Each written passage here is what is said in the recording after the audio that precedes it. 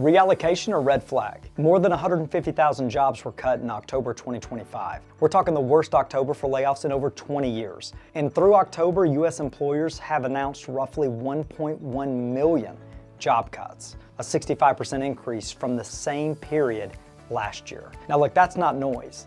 That's a signal that something bigger is shifting. So what's really going on? Is this an economic red flag or just corporate realignment?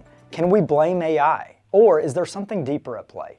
And most importantly, if you've been laid off or you're worried you might be next, what do you need to do? Also, if you enjoy this educational video, you should check out our recent podcast show as Mo and I dive deeper into how families should challenge their financial norms to always be prepared for the uncertainty of tomorrow. I'm not fear-mongering, I'm just respecting the benefits of today. So you gotta learn how to respect your cash flow and ensure that you take advantage of what you're doing now so that you're prepared for the uncertainty of what could happen, what so many Americans are facing right now, being laid off. Now, I'm Andrew Nida, here with Asset Management Group. Layoffs, they're not headlines, they're households. Behind every statistic is a family trying to figure out what comes next. And right now, thousands of families across America are facing exactly that reality. So today we're gonna unpack 4 key areas. What's normal when it comes to layoffs? Why 2025 is different from years past? The role AI and tax policy play in this wave, and what to do right now. Our AMG Get Skinny Plan for navigating layoffs with confidence. So the question we start with, are layoffs normal? Well, layoffs happen every year. In fact, in a typical year, U.S. employers announce between 400,000 and 800,000 job cuts. Even in strong economies, companies are gonna restructure, they're gonna merge, and they're gonna adjust headcount. But definitely 2025 is running hot, well above the norm. Through October 2025, we've seen roughly 1.1 million job cut announcements. That's up 65% from 2024. And in October alone, more than 150,000 jobs, the highest monthly total for that month in over 2 decades. That's the kind of number we usually associate with recessionary periods, not expansion. To list a few companies, we're talking Amazon. They've eliminated around 14,000 corporate roles. Microsoft has between 9,000 and 15,000. Intel over 24,000, Salesforce cut over 1,000 staff. Scale AI trimmed 14% of its staff, and UPS, a logistic bellwether, has cut around 48,000 jobs this year. So yes, layoffs, they're expected, but at this scale and at this speed, that's what we need to understand. Why do the layoffs in 2025 feel so different? Here's the first truth. This isn't 2008.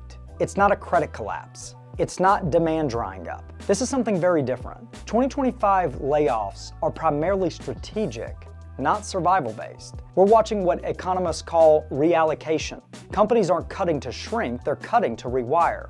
Billions of dollars are being shifted from payroll to artificial intelligence, cloud infrastructure, and automation. They're pruning old branches to grow new ones. And in many cases, companies that are cutting are still reporting strong revenue and earnings. In the tech sector alone, more than 112,000 employees have been laid off across 218 companies, according to many headlines. And yet hiring continues in AI, data engineering, and cybersecurity sectors, building the next phase of growth. This is what we mean by transformation-led layoffs. They're replacing old roles with new skill sets. That's why you can't read these headlines the same way you did back in 2001 or 2008. Those were crises. This is evolution. Painful, of course, but fundamentally different. And then you gotta consider the role of AI in policy. Let's talk about the easy scapegoat here, AI. Can we blame it?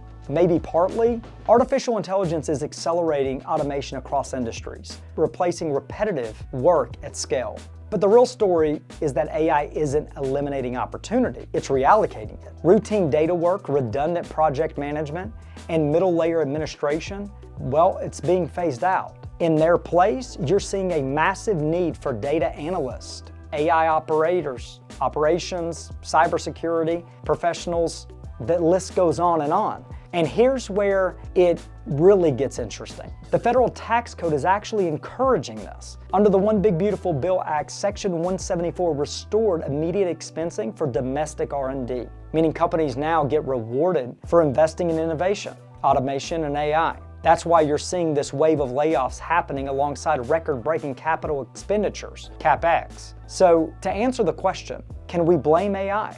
Not exactly. AI isn't the villain, it's the catalyst. It's forcing efficiency, and policy is giving companies the green light to move faster. When you need to worry? Well, that's a great question. You need to worry when the cuts stop being matched by reinvestment. Right now, companies are trimming one area but growing another. But if that balance breaks, if hiring freezes spread across all sectors, then we're in red flag territory. So far, the data shows a two-speed economy. High-skilled jobs in AI, cloud, and energy are expanding, while routine roles, they're contracting. That's painful for workers, but not systemic collapse. Unemployment duration, right now, it's averaging about 24.5 weeks, which is about historical standards. And job openings still outnumber job seekers. And of course, with the government shutdown, it doesn't help to understand what job availability is actually out there. My point is it really looks like we're in a restructuring phase, not a recession. And the human impact? Well, let me bring it home. Behind every statistic is a story. The median tech salary in 2025 is $112,000. When that paycheck stops, unemployment insurance replaces roughly 20 to 35% of take-home pay, maybe $900 to $3,000 a month. That's a sudden drop of 65 to 80% of your income. Most households, they're not built for that. Fewer than half of Americans have 3 months of savings. 59% can only cover a $1,000 surprise. So a layoff, even a short one, can trigger financial stress fast. This is why your first move matters. And that's why we're giving you this Get Skinny Plan. This is where it comes in. The Get Skinny Plan, if you've been laid off or think it might be coming, is something you need to take a moment to really work through. Pay attention to it. You want to take action. Here's how to regain control fast. First off, you've got to file for unemployment immediately. Don't wait for severance to run out. Most states have a 1 to 2 week waiting period, so you need to start the clock right out of the gate. Unemployment benefits replace only a portion of income, but it at least helps to extend the runway. You got to get it turned on. Step 2, you need to map essential expenses: housing, food, utilities, insurance, debt minimums. You need to learn how to cut out non-essential expenses aggressively, at least to know. Your goal is to reach 30 to 50% reduction in immediate expenses. You don't have to live like the Jones. You may actually enjoy it. Learn how to get skinny. Step 3, protect health coverage. Compare COBRA to market-based plans. Many families don't realize how valuable premium tax credits can be once income dips. Step 4, prioritize liquidity. Use cash and savings first, brokerage next, and retirement accounts last. If you're between 55 and 59 and a half, keep the 401k where it is. You may qualify for a penalty-free withdrawal under separation rules. Step 5, rebuild your income pipeline. You need to get up every day and act like you have a job, to go find a job. Put in applications, 10 to 15 targeted roles a week. Make 5 warm introductions. Add certifications during your time off. Short-term projects like learning how to do AI, cloud, or data. Get the certifications. Those exact fields are growing while so many others are shrinking. And then consider contract or consulting work just to bridge the income. This season, it's not a setback. It's a strategy reset. As we say on the podcast, this isn't a doom story, it's a design story. So here's the deal. Layoffs in 2025 aren't about a collapse. They're about change. If you control your cash flow, understand your risk, and move quickly, you can turn a layoff into a pivot, not a crisis. Take time to download our Get Skinny Plan checklist and watch that full podcast with Mo and I, and let's navigate this season with purpose and clarity. I'm Andrew Nida, once again with Asset Management Group. Remember, resilience isn't about being unshaken. It's about rebuilding after you've been shaken. See you next week.